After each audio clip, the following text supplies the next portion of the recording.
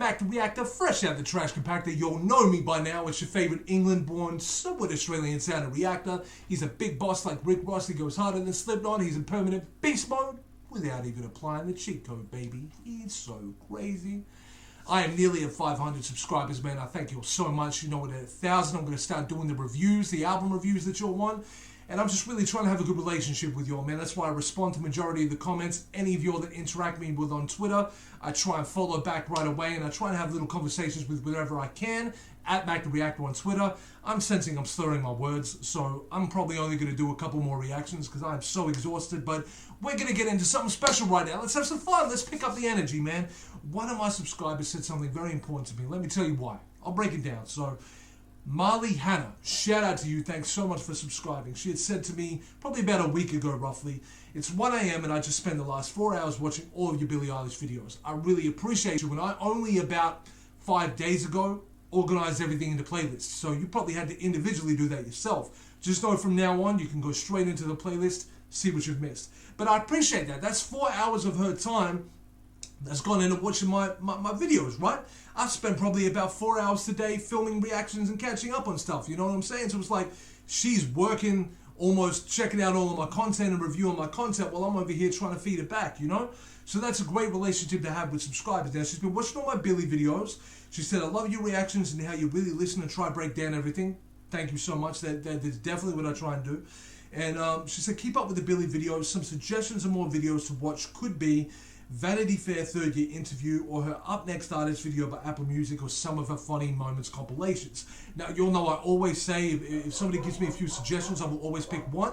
So in this case, I think it's a treat for me to check out the Apple Music Up Next interview because I feel like it'll let me in onto some stuff about Billie that I don't know. You know, it's good for me to see the journey a little bit more. Y'all haven't had some dog barking in the reactions for a while, so that's another bonus. You know I give back, and I will when I create a Patreon. I'm going to put up all the blocked content, some extra content on there. I'll let y'all meet the dogs and all that kind of stuff too. What we're going to do, and hopefully my baby girl will be quiet in a moment, is we're going to listen to Billie Eilish Up Next interview on Apple Music. Let's go. Sending a huge congratulations to Apple Music's Up Next artist. Her name is Billie Eilish. Ooh. What's up? What's up? Yep. This looks like it could have been a couple of years ago. I haven't seen this style on her in a little while. To whisper what's up when you really mean it. What's up? Just what's up? Hey, what's up, We are dog? very, very excited because this month we get to tell everybody about you for a whole month, okay? We get to do it with live performances. How good is that? Not even a whole month, a whole month. Like M-U-M-F-H, a whole month. For a whole month, they spoke about Billie Eilish. That's crazy. We get That's to do fire. interviews like this one, where you're going to tell me all like loads of stuff about you, who you are, what you love, what you don't love. That's right. What your favorite color is. That's right. There's going to be loads of stuff going on. We're going to get a documentary about you as well. If you could See, this is why I wanted to do this, because I need to know more about Billie. I'm still, I would now say I can call myself a Billie fan. I've heard a string of her songs. I've heard some of her covers, but I think there's a lot about Billie Eilish I don't know, if you get what I'm saying. So this would be good. have someone playing you in your documentary, who would it be? To play me? Cara Delevingne, but somehow make herself look Billie's age somehow? Steve Carell.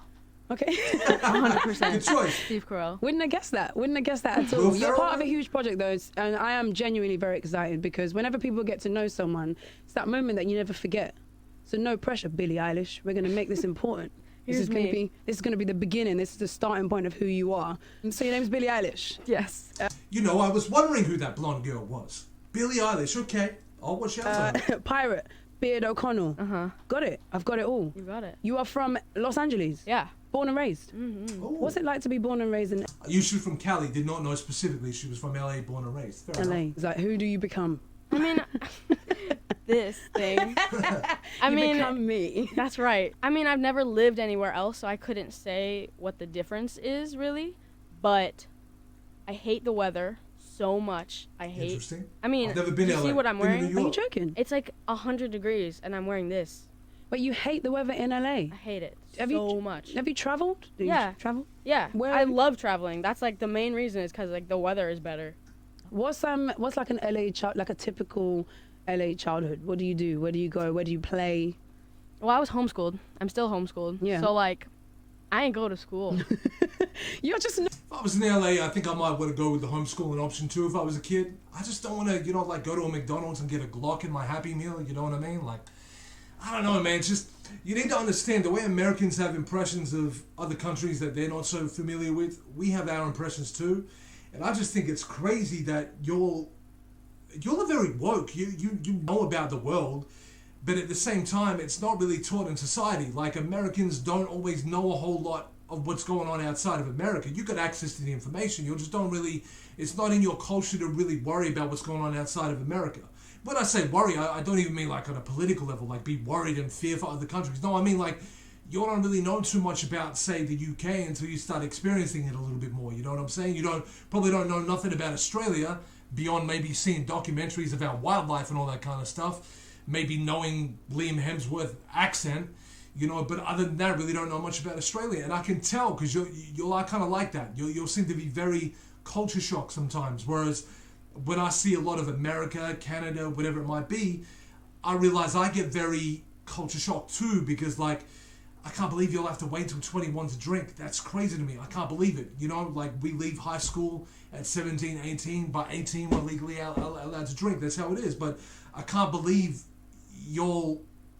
now I think laws have tightened up a little bit, but to my understanding, when you're 18, you can purchase a gun from the same store that you can purchase a video game from. You know what I'm saying? It's crazy to me. It's a big culture shock. And even when I was in New York, the way that you go to McDonald's or something, you'll get them big damn cups of cola. Like, I'm like, dude, if I'm drinking Coke, I don't need that. I don't need a bucket of it. Like, y'all are crazy. And you'll know how I feel about the way you'll be pronouncing some words too. But we won't talk about that. This is Billie's interview. Not a normal person at all. Like, not at all. Not normal. The cats, the weather, not a fan. Don't like shorts. I don't even know who I am. Didn't go to school. You're just at home schooling. Yeah. So for me, and like I think my parents, like philosophy. That's the word. Wow. She said she was homeschooled. Calm down. Don't give it. Okay. Wow. Yeah. Homeschooled. Philosophy for like learning stuff. It's like I feel like a lot of school is so forced, and you're forced to learn like this and this and this, and you're forced to whatever. And it's like if you weren't forced to do it, maybe you'd want to do it, and you'll never know because you've always been forced. Or maybe you'd realize like you want to know more about things that matter in life. Like I don't really want to brush up on my long division. I don't really care about that. I would have rather learned about how it's going to be paying taxes, how to budget income, stuff like that. You know what I mean? Like, there's a lot of stuff in school we didn't really need to know, and we were taught to kind of run the rat race like everybody else in school as well. Nobody said, oh, like when I was writing raps in school and I was like freestyling and stuff, none of my teachers went, that's great, you should really go for that. You should put your all behind it, because you know what? It's a hard thing to do.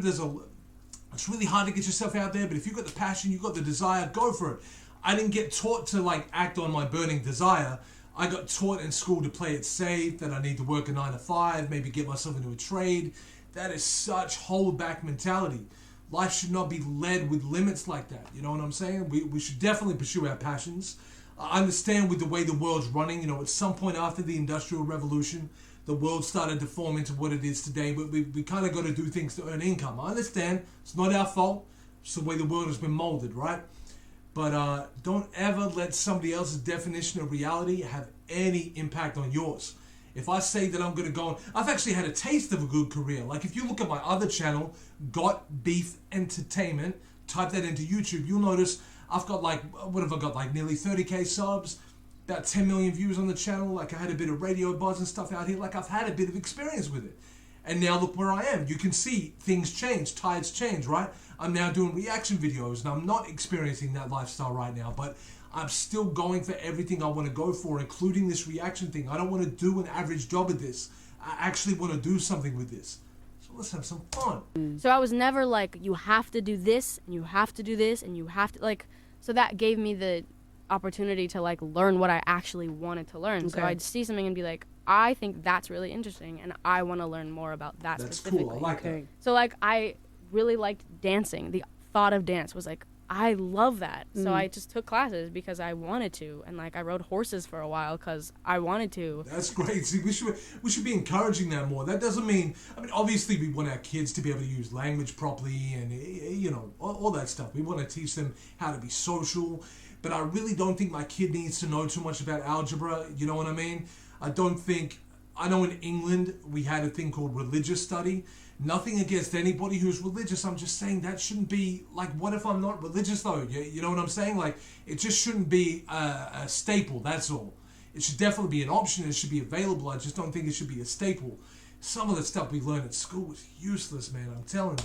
And I did gymnastics, and then I started writing songs, and I, like, sing and stuff like that. What's the next stage after saying that, you know, I like dancing, I like singing?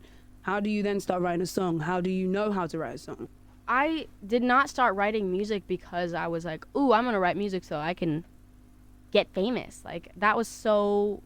I'd still have never really felt like that. I wrote music because I had a lot in my mind, and I didn't know how to say it, really. And, like, I feel like I felt like I didn't have the right words to say it, or I didn't know how to say it without sounding just wrong, and I didn't know if anyone would understand, so I just wrote it all down. Let's talk about the music. Okay. My dog is really, really barking today. Hey, baby girl, Kira! I'm sorry, I forgot for a moment that the microphone is so close to y'all. I'm so sorry. But I just realized my last two reactions, she's just been constantly going, and I know there's not that much going on. Anyway, I was just about to make a point. I'm so sorry about that. By the way, I will be a lot more mindful in the future that when I yell, you're really going to hear that. I cannot believe I didn't think about that. Because this is kind of a sensitive mic, too. I apologize if I did anything bad to you. I was just about to say that back when I was 13, 14 is when I started writing raps in high school.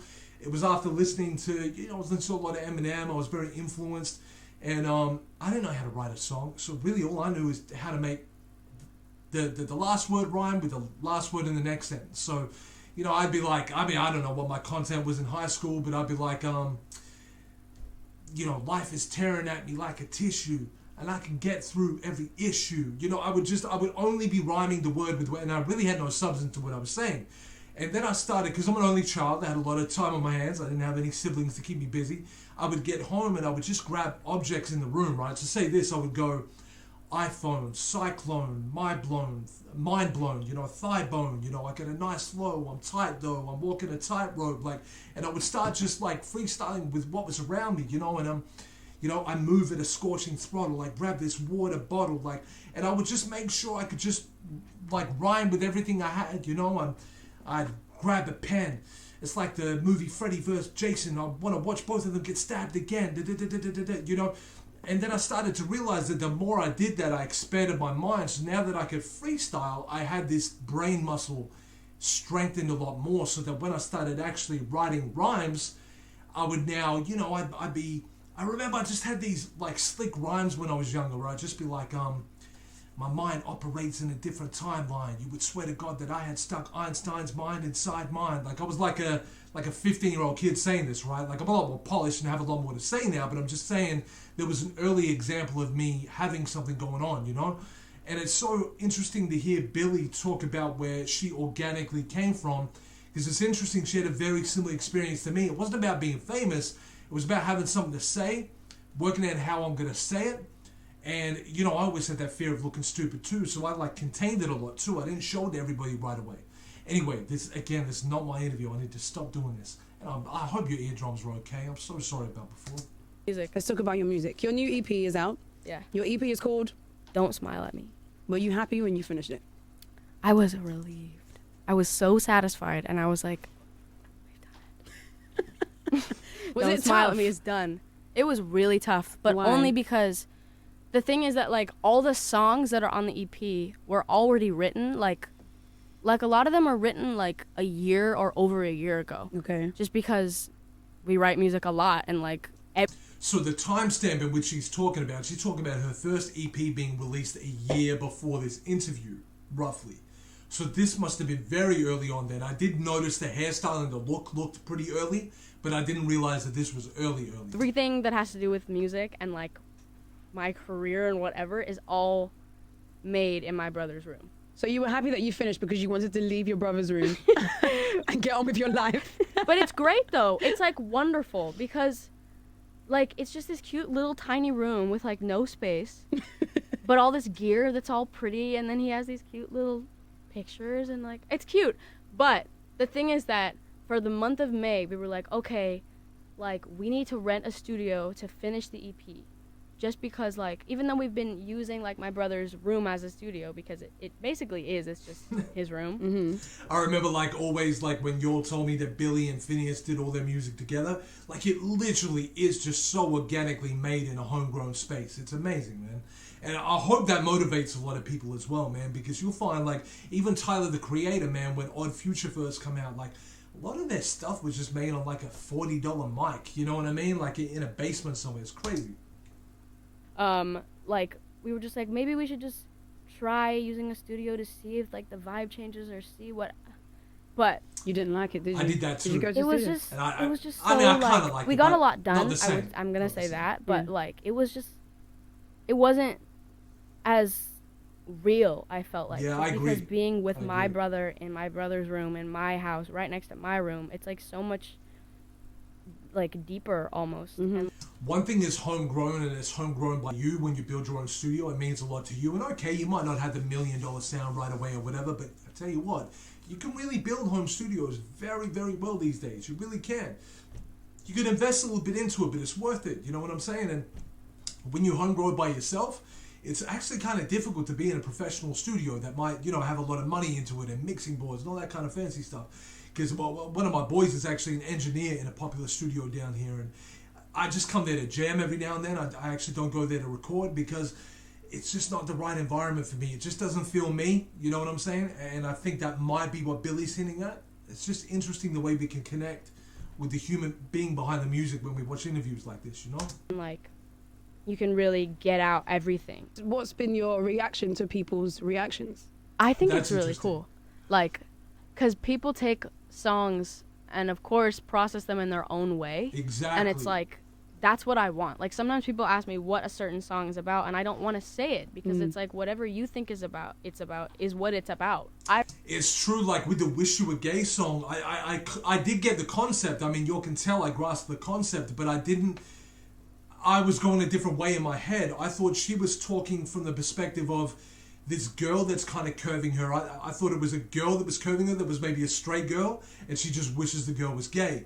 Come to find out, it's actually about a boy, and she wishes that the boy was gay because then that would justify why he's not actually really interested in her and giving her time, right? That's the breakdown I got. If there's other explanations out there, that's fine. Let's just go with that one. But I'm saying we don't need to tear our hair out wondering what the initial meaning behind the song is. It's cool to just interpret it your own way, you know what I mean? And then that way, it's always going to be personal to you. Don't get me wrong, I'll always read the comments anyway, because I like to go, oh wow, well that's what I thought, but now this subscriber who knows so much about Billy has told me this is what it actually meant. I still like to know, but I just don't tear away from my own thoughts too much. I still go, well, it still means that to me, you know, and that's fine. That's great. I write music because I have a lot of things that are bunched up in my head, and I don't know how to get them out, mostly. And my way of getting them out is writing them down. Whether it's just, I'm going to write down every single thing that I'm feeling right now, and I'm not going to make it into a song. I'm not going to do anything with it. This is just how I'm feeling, and it needs to be somewhere besides up here. And I really want to put out music that I feel really deep and very strongly, so that people who don't know how to get it out at all can just be like, that is exactly the way I feel. What's happening in 5 years for Billie Eilish? I really want to have a clothing line. And like, I've made shirts. I dress wonky, as you may. Yo, wonky. That's a good word to describe how isn't you... it? The thing I like about it is that I can imagine Billy's creative mind bringing out something very interesting in terms of a clothing line. You know what I'm saying? Like, and you need that, you know. And it's got a very mature mind as well with the way she's speaking about getting that music out and how she wants to be an influencer. You know, in what way she wants to do it.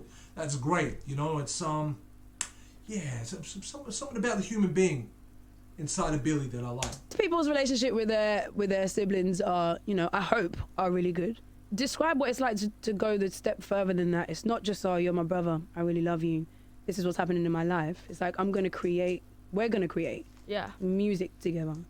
I've never thought of music as something else, like, because music has always been in my life, and I've always sung. I've never not been singing. That's cool. Like, That's cool. all the, like, I used to be, like, people used to shush me because I would just sing and sing and sing and sing and sing. And it was the same with my brother. Like, we've always sung together, even when we didn't write together. He would, That's cool.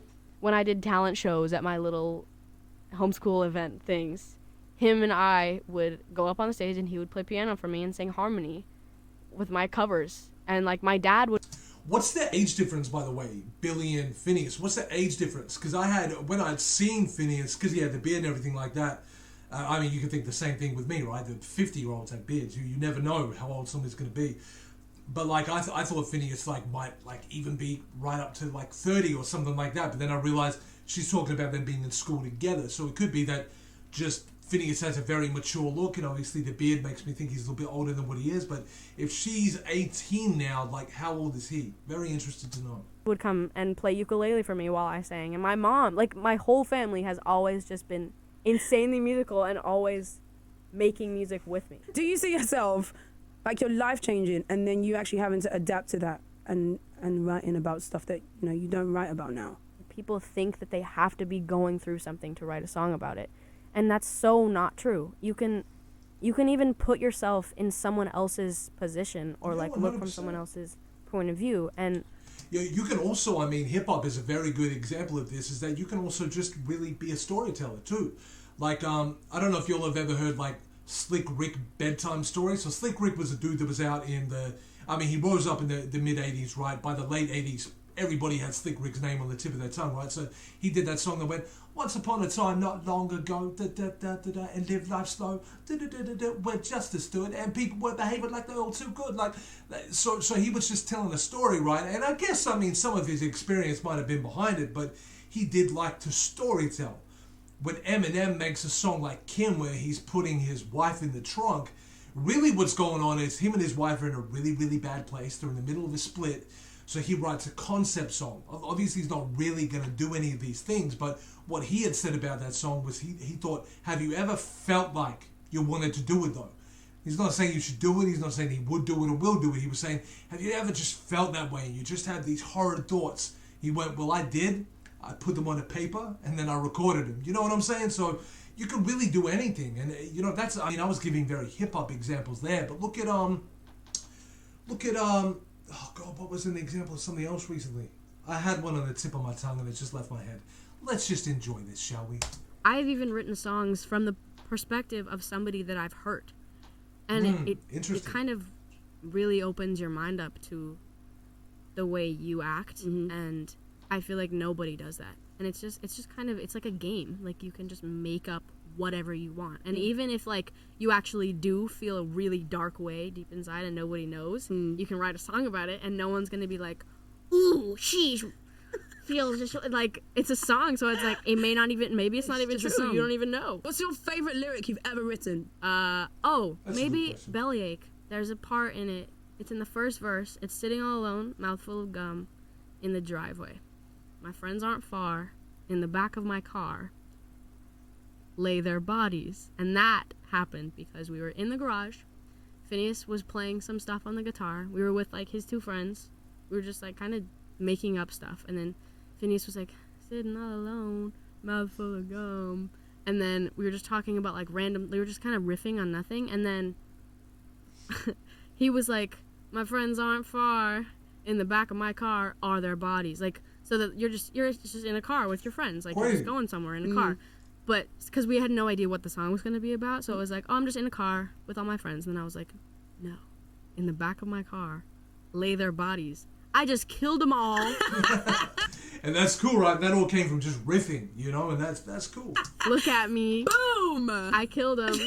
And that was kind of like this is this little song we're writing about chewing some gum in the driveway. And then it was like, it turned into something crazy. People now. Took a left turn. You make songwriting sound so fun. I hope you stay this way forever. I really, really do. I cannot express how much I've enjoyed this last, I don't know how long we've been talking for. So good. This has been all the fun.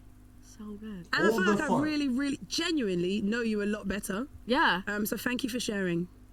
Thank you for being letting me share at more than I should have. More than you should have.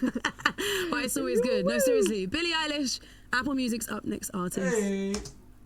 That was cool, man. So it makes sense that was early on, because obviously it's called the Next Up interview. Up next, it looks like it says. Hey, that was really good, man, and that's what I'm here for. I do want to learn a little bit more about the artists that I'm reacting to, which is why I chose this out of all the suggestions. So I've been back to Reactor. I hope you all had some fun, man. You know I've got a whole Billie Eilish playlist you can go and help yourself to. You can talk to me on Twitter if you want to get to know the man behind the screen. It's @MacTheReactor. We're on our way to 1,000, man. Let's have some fun with it. Let's do it.